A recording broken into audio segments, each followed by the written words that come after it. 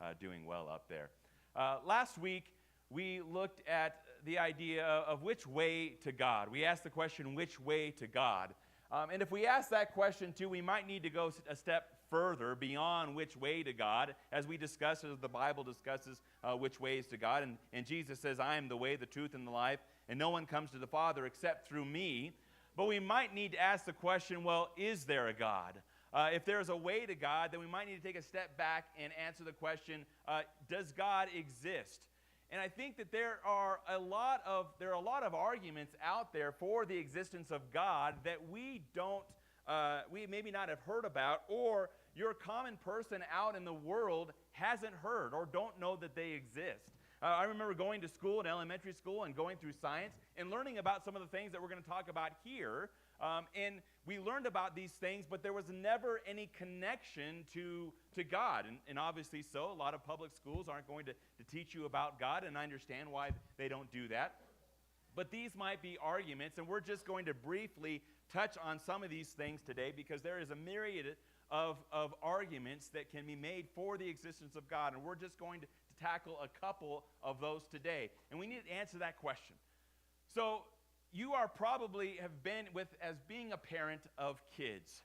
If you've ever walked into a room and seen something like this, where you've seen a spilt glass of milk, or there's some sort of destruction in the room, and you walk in and you see the kids there and you say, what happened? And what's their response? Yeah, see, we all know it. Even the kids are saying it. I don't know. Right? I don't know how this happened. And you're like, well, it couldn't have just happened on its own, right? One of you guys knows what happened here. Or how about this one? You come into a room and you're looking for your book that you knew was just there, right? And you go, hey, where's my book? It was just in here, and I walked away, and now it's gone. And you ask the kids, do you know where my book is? And what do they say? I don't know. And you say, well, it didn't just grow legs and walk away, did it? And we think that's an absurd thought.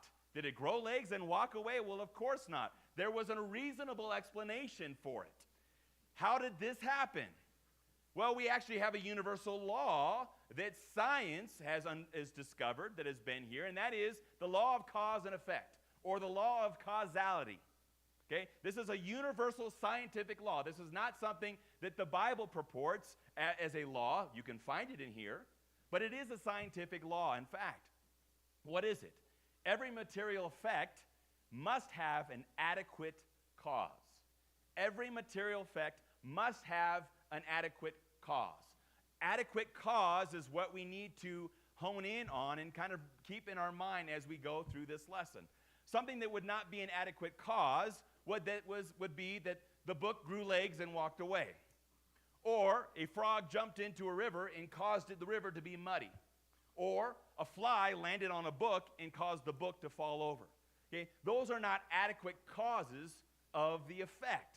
So every material effect must have an adequate cause. So this is a material effect. The universe. So the question we would want to ask is, how did this happen? This here is a picture of material effect. We're going to look at this next argument here briefly for half of this lesson, the Kalam cosmological argument. And this argument states, this is based on a philosophical argument with a premise and a conclusion. So number one, everything that begins to exist has a cause. Everything that begins to exist has a cause. Number two, the universe began to exist. The universe began to exist. Therefore, number three, the universe has a cause. The universe has a cause. Okay? Everything that begins to exist has a cause. The universe begins to exist. Therefore, the universe has a cause. So let's look at each of these things separately. So everything that begins to exist has a cause. Okay? In other words, if I have nothing in my hand here and nothing in my hand here, and I put them together, what do I have? I still have nothing. Right? I still have nothing. So everything that begins to exist has a cause. And so if we look at the universe and it's an effect, it must have had a cause. Now, what happens here is you have some people, philosophers, like this man who's also an atheist, Quentin Smith, that says the most reasonable belief is that we came from nothing, by nothing, and for nothing. That's his belief. That we came here from nothing, by nothing, for nothing. Okay? Think about the idea of absolute nothingness.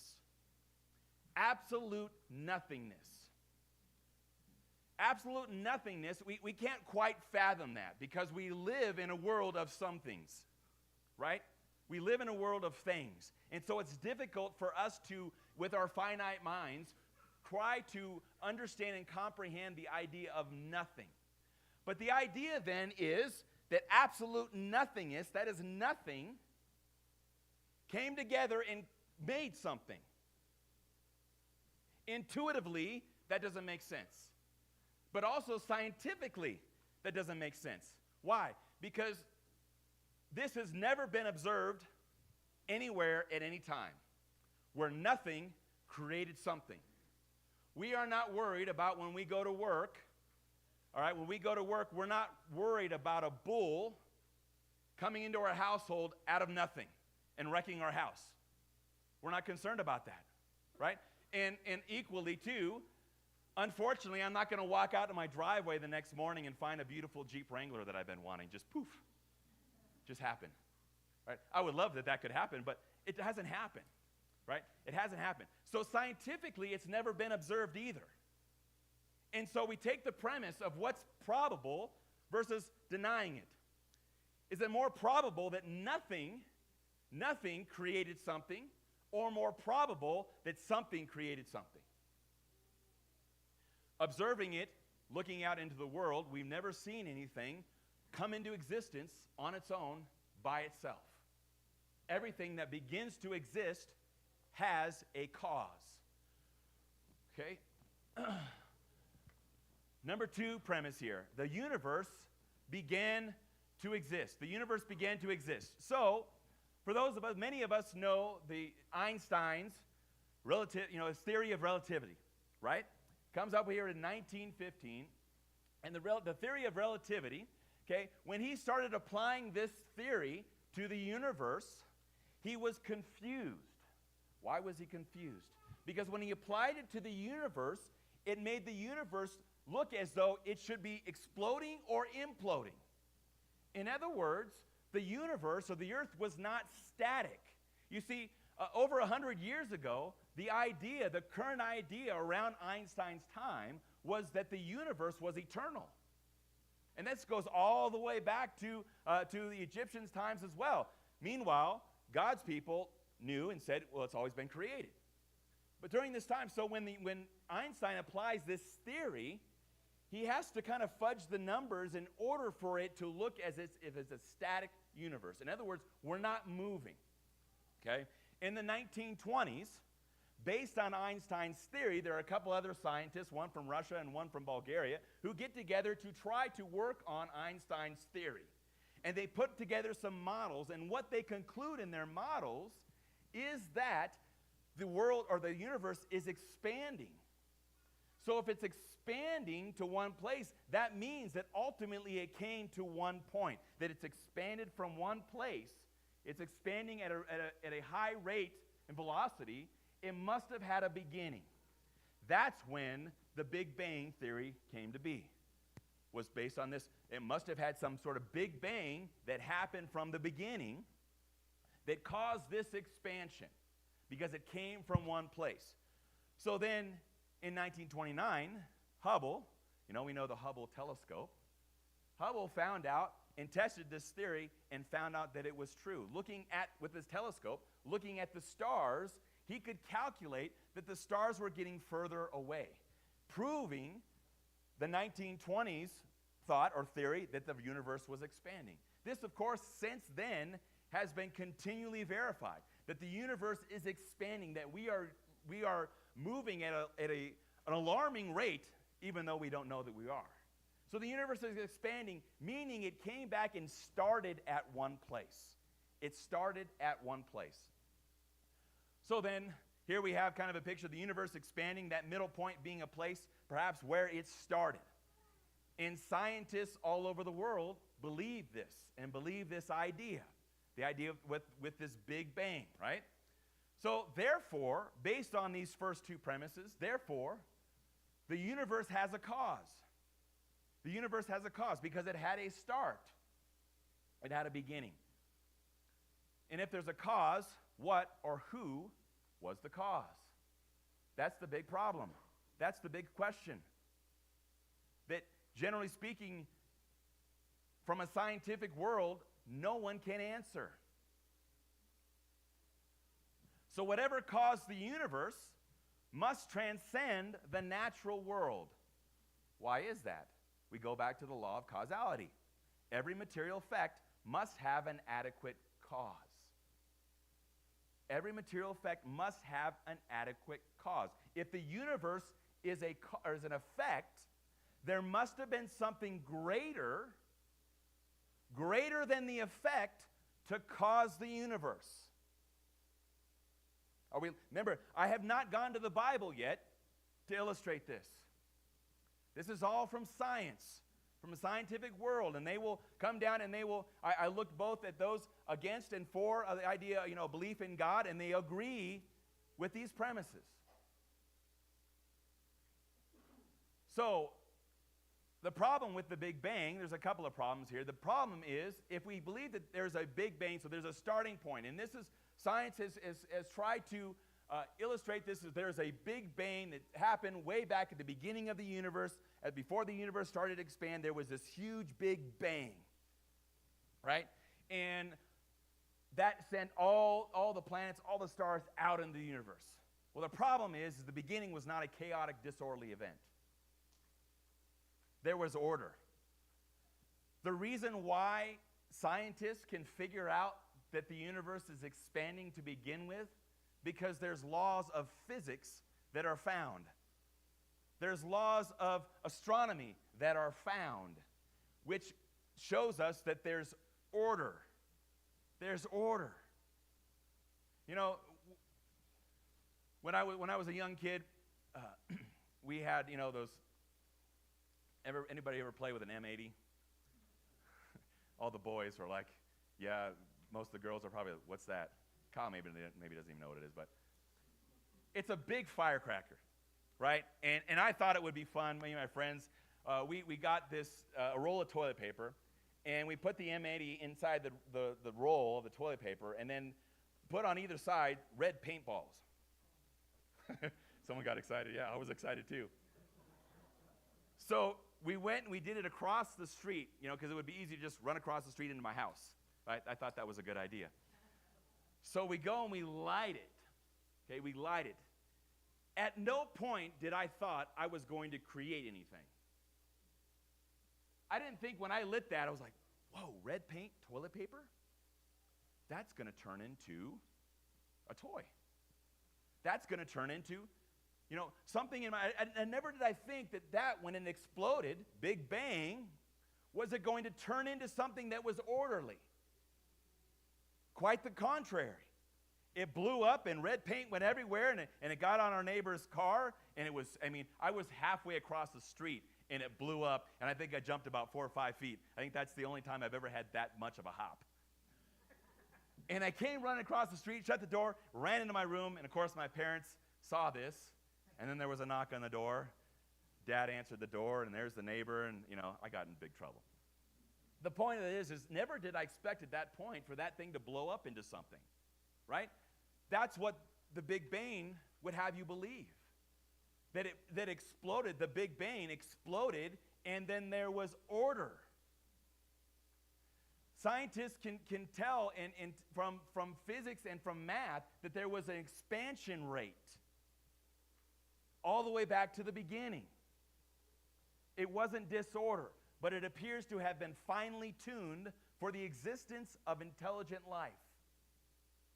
There are so many things, and I can't go over all of them enough, but there are so many things that are just right in order for us to be here. And is that by accident? That's what people would have you believe, that it was just by accident. So, Look at this verse. For since the creation of the world, this is from Romans 1:20, for the world, his invisible attributes, his eternal power and divine nature have been clearly seen, being understood through what has been made, so that they are without excuse. In other words, Paul is saying that the world in which we look at is evidence for the existence of God. That's what Paul is saying to the Romans here in Romans chapter 1, verse 20.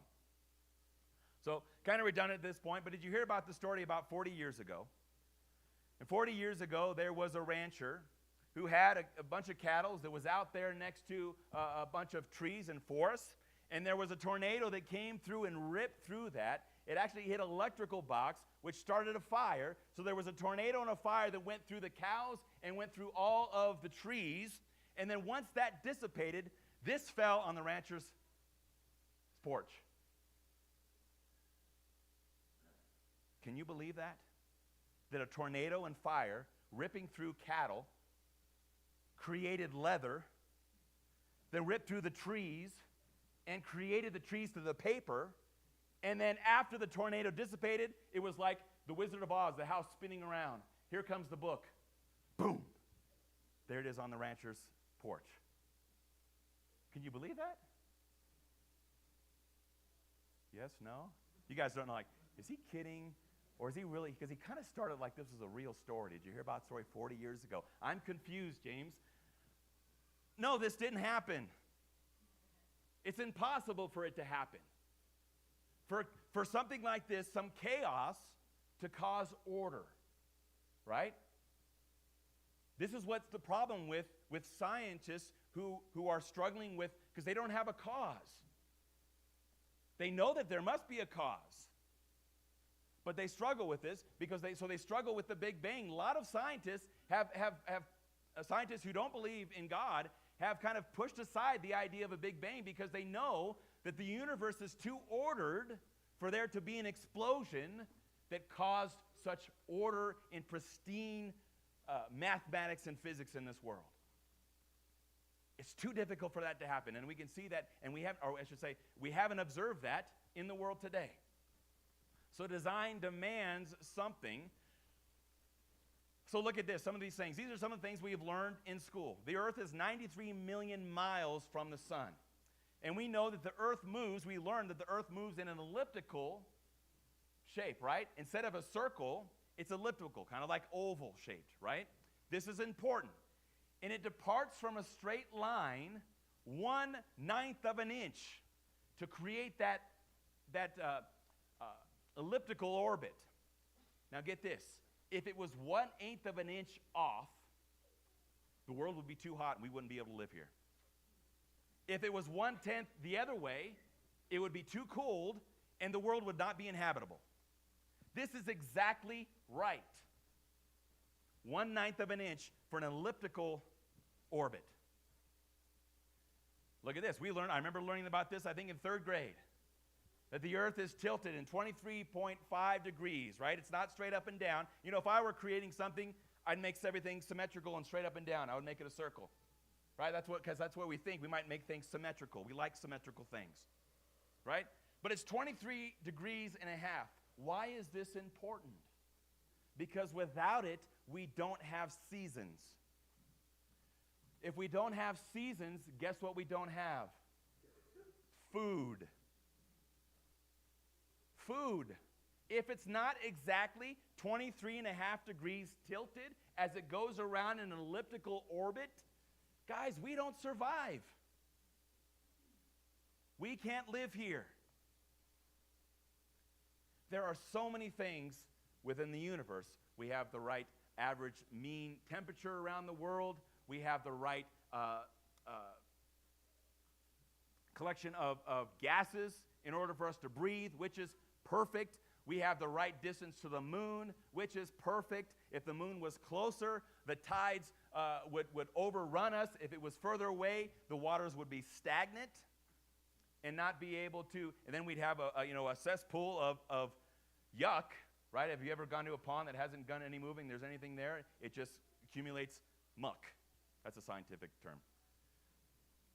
Right? The moon works perfectly for tides. That was just the Big Bang. It just, by accident, it happened. Everything is perfectly aligned. And then just briefly, talking about from our physical body, there's numerous things about the physical body that are exactly right in order for us to function. But here's just one of them. Eyes gather over 80% of knowledge transmitted to the brain. That is aside from your hearing, all right, your touch, your feel, taste. Your eyes will look at it like I'm looking out right now, and there's so many things that my eyes are doing that you don't realize that are doing. But they're collecting 80% of the knowledge in which you see, and it's transmitted to the brain. The brain connected to each eye by over 600,000 nerves, sending messages at over 300 miles per hour. Let that sink in. Each eye, okay, is connected to the brain by over 600,000 nerves. 600,000 nerves, and it's sending messages at over 300 miles per hour. And that just happened. That just happened by accident. Scientists tell us that the eye receives 1.5 million messages at the same time, sorts through them, and then sends these to the brain. It sorts through these things and then sends the information to the brain that we need to act in the world, to communicate to the world, to respond to the world. The retina is less than a square inch. Okay? The retina is less than a square inch and contains 137 million light-sensitive receptive cells.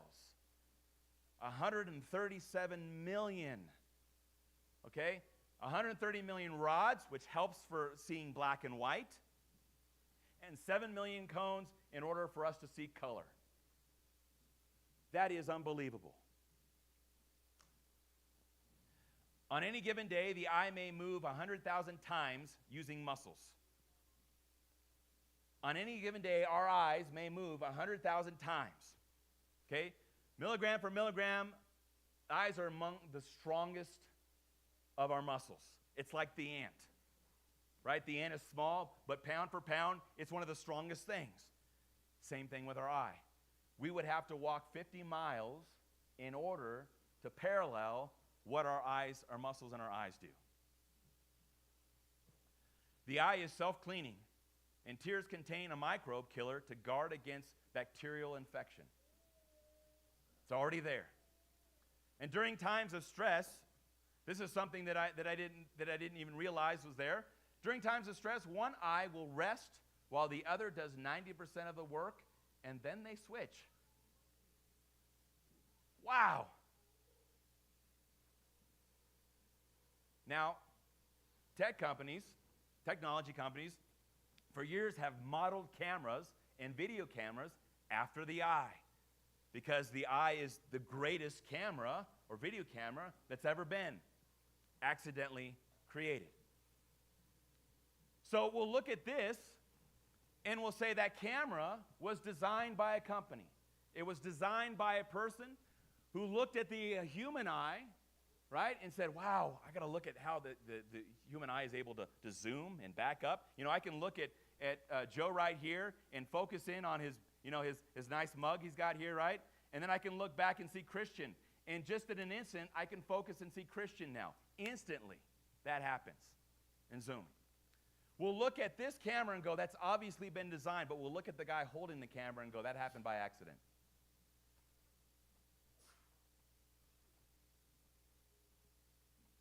Who's more complicated, the guy holding the camera or the camera? The guy holding the camera is much more complicated, and I'm not talking about emotionally. All right? Physiologically, physically, is much more complicated than the camera. But we'll look at the camera and say, that was designed. We'll look at the eye and say, that happened by accident. Design demands a designer. We look at our watches, and they're clearly designed. We go, wow, that's got a nice design to it. We even use the words, wow, look at this design. Look at this design. Many people work in the world of design and will design a number of things.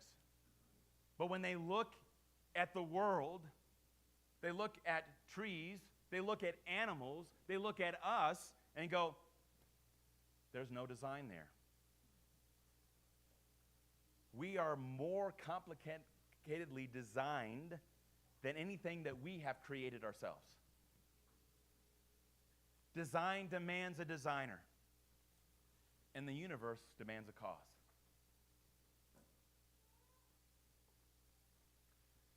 As the universe demands a cause, obviously, as someone who believes in God, I submit to you that it is God that is the cause. He is outside of time. He is not material. And he's all-powerful. He's eternal. He is greater than the cause of the universe. A big bang is not bigger than the universe. It's not an adequate cause. Why not? Because explosions don't create order. It's not an adequate cause. And the scientists who don't believe in God know this.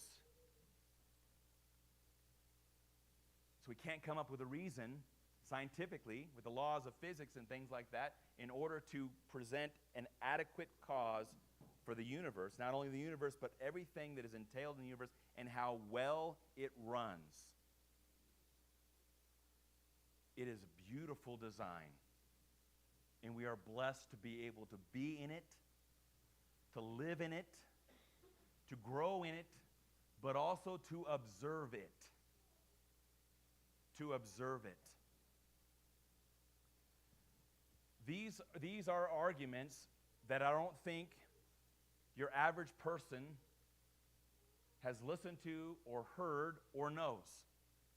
We have heard a lot of these things in science classes about expansion, about the world being 23.5 degrees tilted. We've learned about those things, but we've never had added in our classroom, how did this come about?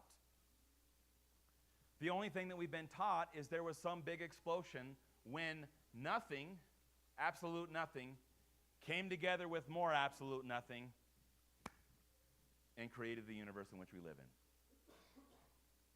Brethren, I would contend that that's a miracle.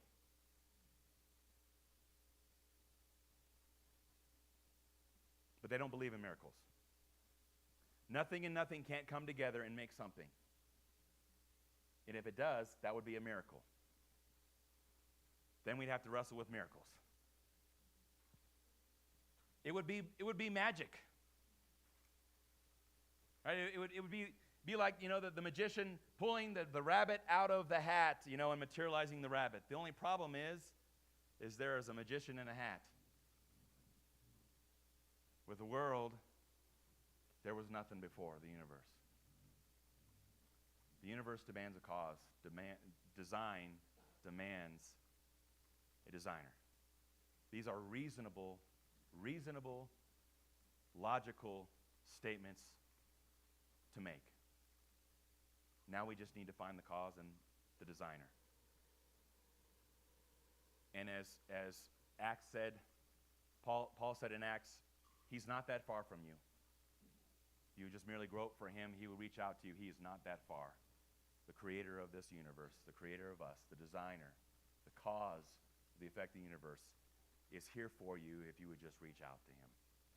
If you have a need, please come as together we stand and sing.